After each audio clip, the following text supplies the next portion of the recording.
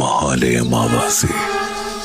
നീലിയുടെ ആത്മാവിന്റെ ശക്തി ആവാഹിച്ച് പ്രപഞ്ചത്തെ തന്റെ വരുതിയിലാക്കുവാനുള്ള വേഴിലത്ത് ബ്രഹ്മദത്തിന്റെ അവസാന ശ്രമം. പക്ഷെ ചുവടൊന്ന് പിഴച്ചാൽ നരകവേദനയേക്കാൾ ക്രൂരമായിരിക്കും നീലി നൽകുന്ന ശിക്ഷാവിധി. നീലിയെ തളയ്ക്കണമെങ്കിൽ മറ്റൊന്നുകൂടി ആവശ്യമാണ്. മനുഷ്യന്റെ ഉന്മാദത്തിന്റെ അത്ഭുത ശക്തി ആവാഹിച്ച ഉഗ്രവീര്യമുള്ള സോമരസം.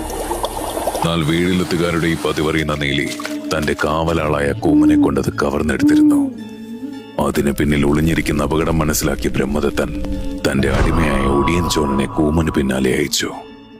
മലകളും കാടുകളും കടന്നിട്ടും കൂമനെ പിടികൂടാൻ കഴിയാതെ വന്നപ്പോ ഒടിയന്റെ ഒടിയസ്ത്രമായ മായക്കെട്ട് കൂമന് നേരെ പ്രയോഗിക്കേണ്ടി വന്നു.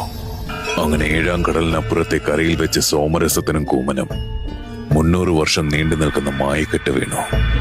സോമരസത്തിന്റെ ഊർജം ചോർന്നു പോകാതെ കൂമനത്തിന് സ്വയം കാവലുമായി.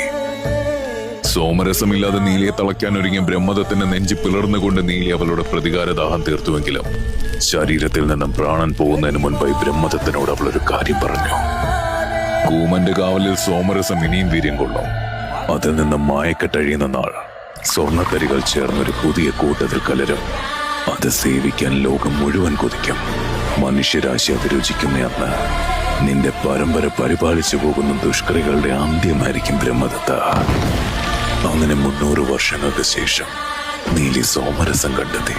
ഒപ്പം അവനെ നീരാവി ഫ്രം ദ ഹൗസ് ഓഫ് സഫേക്രാം.